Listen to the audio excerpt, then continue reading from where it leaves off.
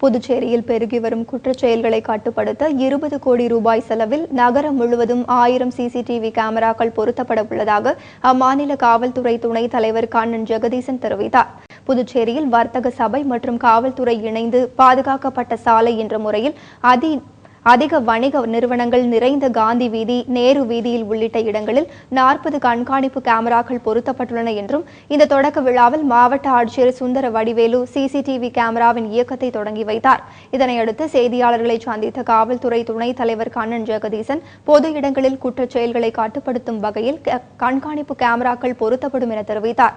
இதற்காக 20 கோடி ரூபாய் செலவில் நகரம் முழுவதும் 1000 சிசிடிவி கேமராக்கள் பொருத்தப்பட உள்ளதாக அவர் கூறினார்.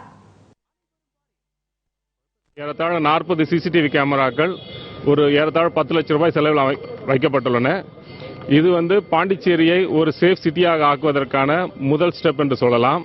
இதேபோன்று மற்ற தெருக்களிலும் அந்தந்த தெருக்களில் உள்ள வியாபாரிகளும் மற்ற அசோசியேஷன்களும் சேர்ந்து சிசிடிவி கேமராஸை இன்ஸ்டால் செய்து அதன் மூலம் காவல்துறைக்கு குற்றங்களை தடுப்பதற்கும் குற்றங்கள் நடைபெற்றால் அதனை கண்டுபிடிப்பதற்குமான எவிடன்ஸ் கலெக்ட் பண்ணுவதற்குமான முயற்சிகளில் எங்களுக்கு முழு ஒத்துழைப்பு தர வேண்டும் என்று கேட்டுக்கொள்கிறேன்.